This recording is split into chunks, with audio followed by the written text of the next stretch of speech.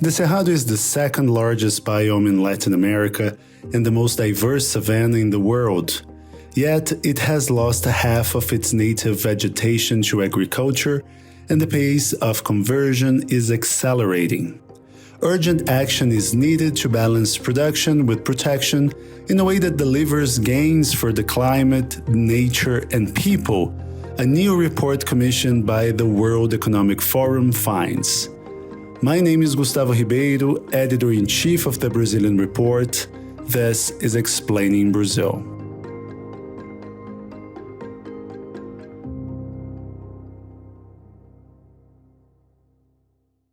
If you like Explaining Brazil, you should subscribe to the Brazilian Report, the journalistic engine behind this podcast.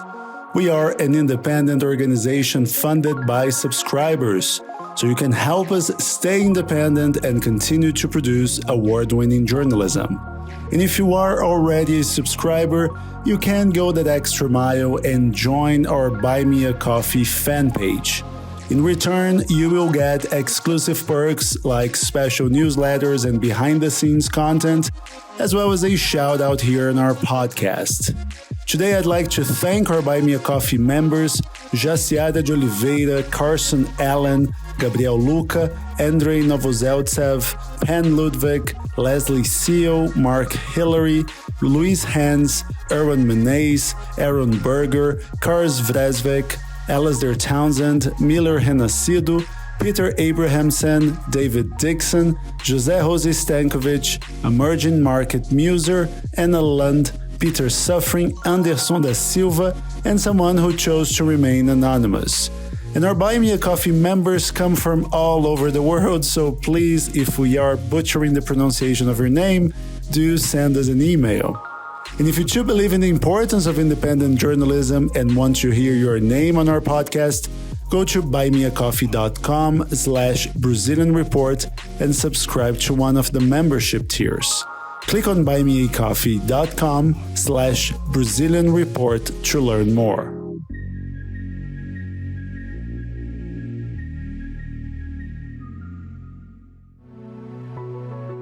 For most of 2023, the Brazilian government boasted stellar deforestation reversal numbers for the Amazon. The rate of destruction of the rainforest was cut in half last year as the Luiz Inácio Lula da Silva administration worked to restore the country's ability to enforce environmental laws. But the results for other biomes were much less glowing, and that was especially true for the Cerrado savanna, which became the country's deforestation hotspot. In 2023, deforestation in the biome increased by 43%.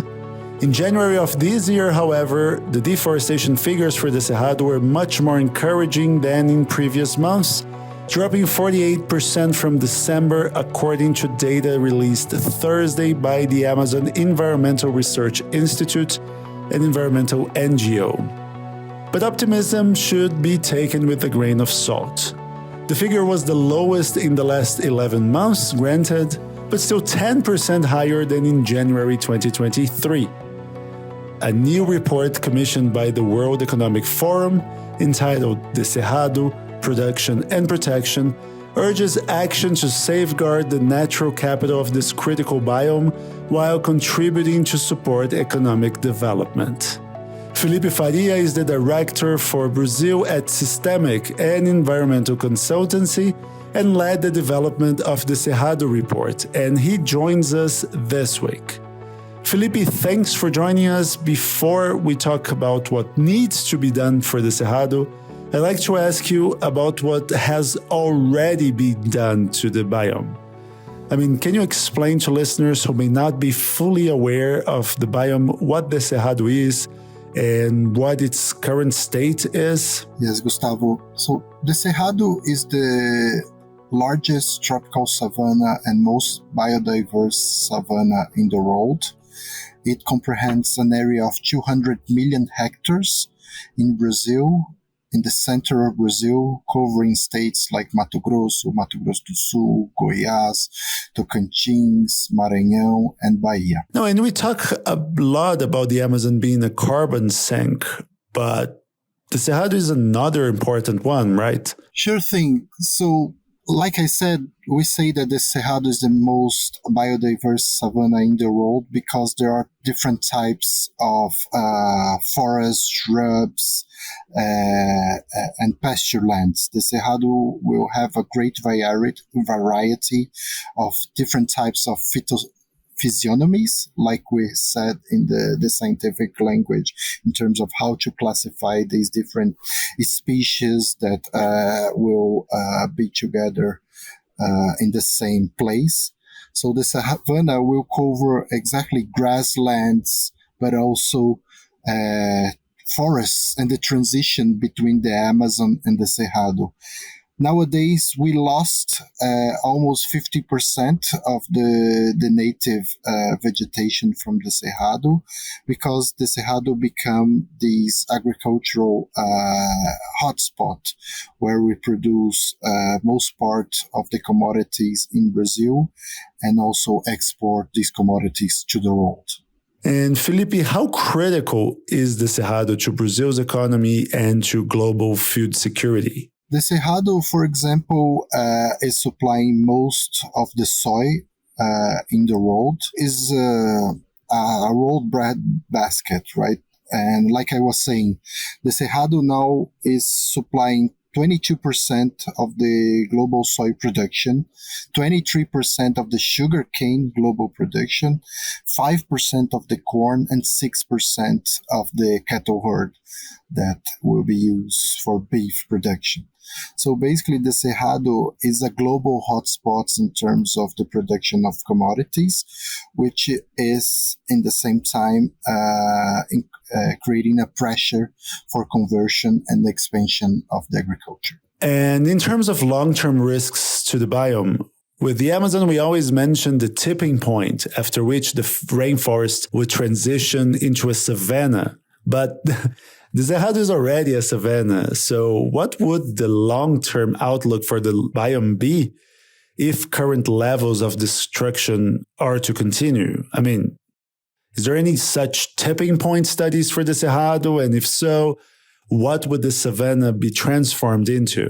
Unfortunately, the amount of research that we have in the Cerrado compared to the Amazon is very low, right? So there is a need of much more scientific research to really understand the tipping points, the relationship between conversion and production, and the services, the ecosystem services that the Cerrado is supplying to Brazil for the industry, for the population, such as energy, water, and food. But when we look to the numbers in terms, what is the impact that climate change conversion could bring the Cerrado? The studies that we have seen is that can bring a risk to Brazil is exactly the related to water security. This is the first issue, where you can see that the water surface in many basins are reducing, but also what we observe from some scientific research is exactly that the conditions, the reasonable and appropriate conditions for agriculture could be changing, such that we are putting in risk also not only the habitat, the biome per se, but also our capacity to produce at ideal climatic conditions. But in what sense? I mean, what are the main risks for agriculture? I believe that it's exactly the change of the number, for example, of raining days, the season of the raining season. And last season, in the last semester of 2023, we had an example of how climatic conditions will affect agricultural production. We had the rain in the Cerrado delayed and didn't start in the typical month. And the impact of that, especially in the Mato Grosso state, was a reduction of 1.9% of the soy production compared to the year before. And we covered the effects of climate change on farmers' economic situation a few episodes ago. The episode is called is Brazilian Agro in Crisis, and you can look for it on our website or on our podcast feed. Now, Felipe, conservation rules for farmers are far more permissive in the Cerrado than in the Amazon. I mean, in the rainforest, landowners must conserve 80% of their property, but that requirement drops to 25 to 35% in the savanna. What's the explanation for this disparity? And is there any political will to change these regulations? Yes. Basically, this explanation from the government is associated with the Brazilian Forest Code. So you are right that in the Amazon, every property needs to conserve more than around 80% of a forest within each property. But this situation is very different compared to the Cerrado, where this percentage is between 20 and 35%. So what we are observing in the Cerrado is that most of the deforestation is still illegal. So we need for sure to increase command and control and reduce deforestation, illegal deforestation for almost zero. But we also had the problem of the legal deforestation, which is also increasing in the Cerrado. And for the legal deforestation, we understand that it will be very difficult to have the political support to change the forest code in a way that we can increase the percentage of protection for the Cerrado. We don't believe that at least in the short term, we'll have political support for that. However, what we are proposing in the Cerrado white paper that we issue together with the World Economic Forum and the Tropical Forest Alliance is that we need to create incentives for the producer to keep the forest and the biome, not only the forest, the biome, the native vegetation, in the case of Cerrado, protected. And for those measures include some policies in terms of traceability, exclusion, prioritization of sourcing through the trader, through the meat packers, in terms of give better conditions for the producers, which are protecting larger areas in comparison to the forest code. But we also need to include financial incentives, payment for environmental services, these special discounts, special credit lines for producers that are protecting the native vegetation. So you touched on something that I was meaning to ask you. Many say that moves toward more sustainable practices are too pricey. And by what you said, I assume you believe this is a fair argument to be had. I believe that we have two types of problems. One is the agriculture that can be improved in terms of have better systems that produce more with more diversification, higher resilience. This is one problem. And the second problem is exactly how we value standing native vegetation. In terms of improving agriculture, what we can see is that we have financial feasibility to make this transformation. And in the report, we outline at least three strategies. First, the integration livestock, forestry, and agriculture, which is something that is already happening in Brazil. And what it means that we are not producing only soy, for example, in one piece of land. We are producing soy, we are producing beef, we are producing timber in the same area. And this is a movement that a good part of the landowners who have access to capital, who have access to the market, and have access to technical assistance are already doing this movement because it's more profitable.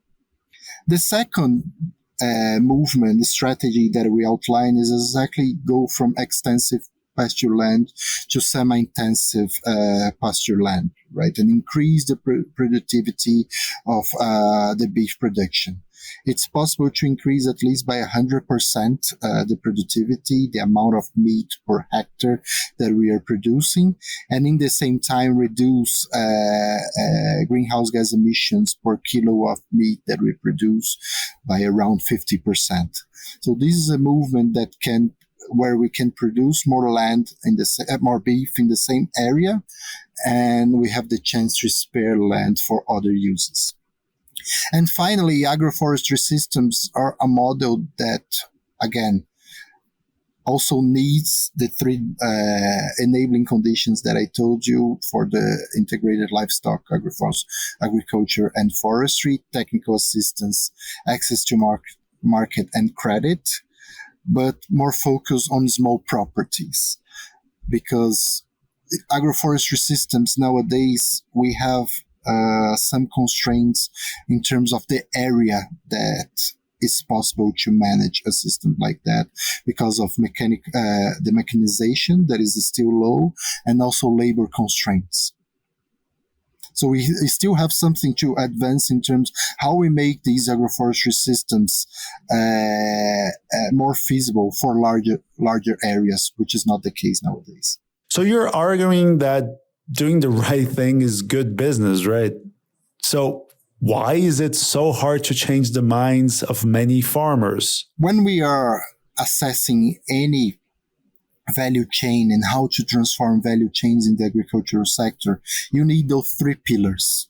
You need credit, because usually you have a long payback in terms of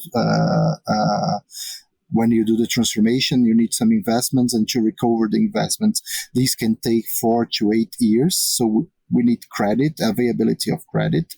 And this is a big constraint in Brazil. For example, smallholders, for example, in the Amazon, less than 5% of smallholders have access to credit. And this is for sure a constraint, especially for smallholders. Second, technical assistance. So there is a big cost for producers to transform. Agriculture is a very complex field. There are many risks, and often the producer has a low risk tolerance for these transformations. So the producer really needs to be certain about that. And for that, we need to have demonstration units. The producer needs to have access to technical assistance, which is also a big constraint in Brazil if you don't have access to capital. And finally, access to markets, right? We were talking about agroforestries. In agroforestry systems, you start to produce manioc, banana, beans, acai, cocoa, and other crops. And you need to be able to sell all these productions. And in many regions, the market access is not something established. You don't still have all the necessary logistics and buyers to be able to convince the producer that he will be able to really sell all those types of production. And we need to remember that if you are used to do only one crop, do many different crops in the same time is a challenge. We need to remember that each species will have a specific way of treat the plant, the pruning, the harvest season, the inputs that you need to implement will be different depending on the plant. And this brings a high level of complexity, and the producer needs to be comfortable with that. So that's why it's so hard, and it is, you are right.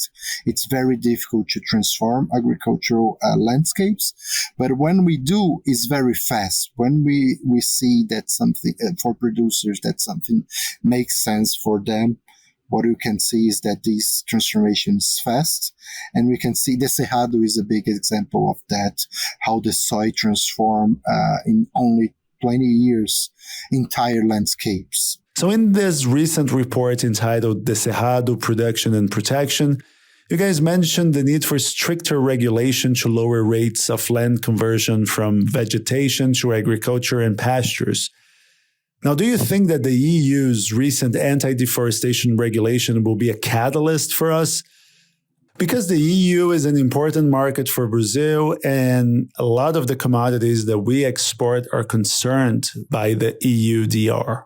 Yeah, it's important, but it's still a minor off-taker. It's an important because usually we have price premiums related to the EU. The market conditions could be better in comparison to other markets, but the proportion is still low.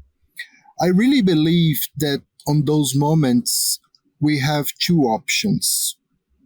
We can complain and try to postpone the impacts of those type of regulations, or we can be pioneers, understand the regulation, and use these as an opportunity to grab a larger market.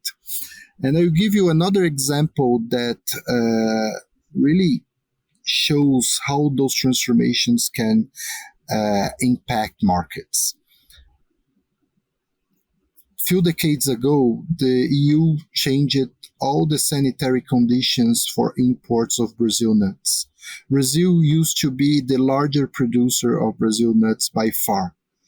At that moment, Brazil didn't adapt to the new sanitary conditions that EU imposed, and Bolivia adapt. What happened as a consequence is that Brazil lost all the international market, not all, but almost all the international market and related to the export of Brazil nuts. And Bolivia assumed this role because they were able to structure themselves and be compliant with the regulation.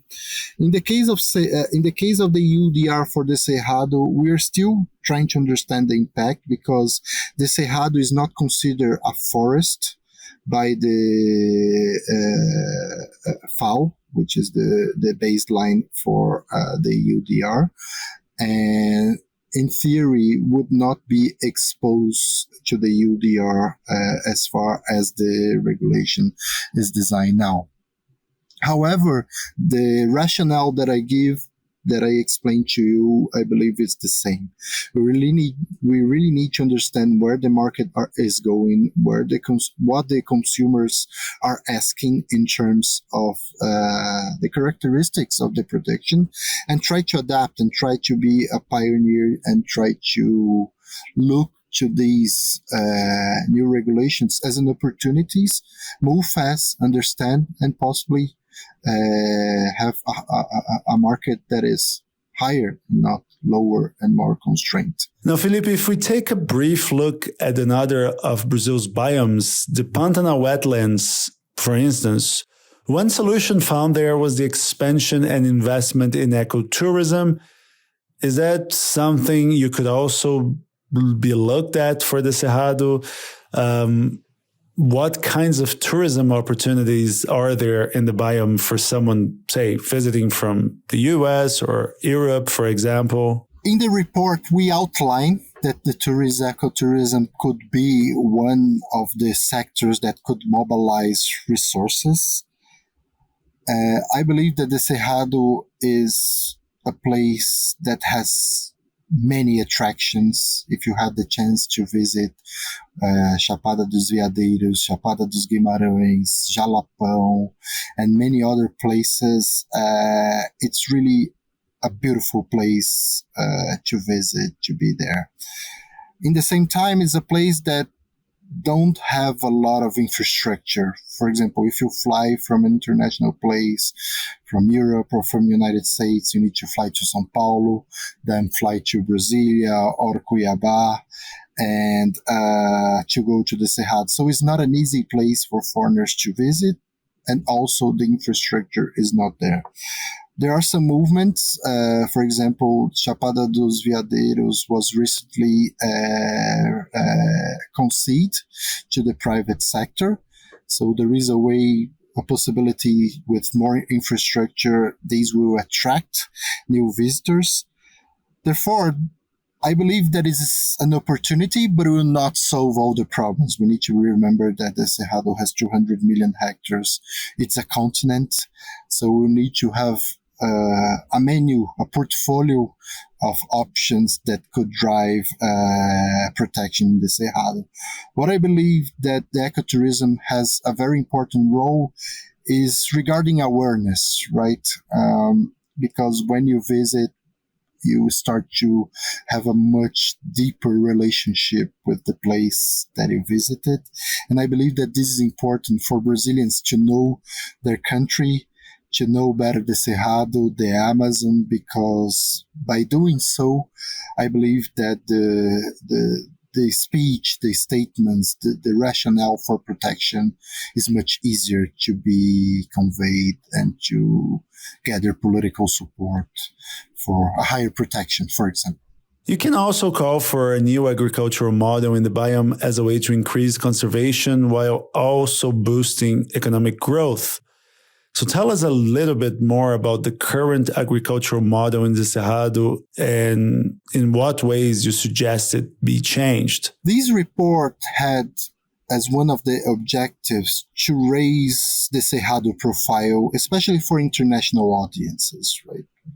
People don't know the Cerrado, especially when we compare to the Amazon, for obvious reasons, because of the media attention that the Amazon has been receiving, because of the climate change impacts that we have been observing, like the dry of the Negro River last year, the fires that we have been observing, and its increase in frequency. So therefore, the objective is to show that Brazil has not only the problem of protecting the Amazon, but also the Cerrado.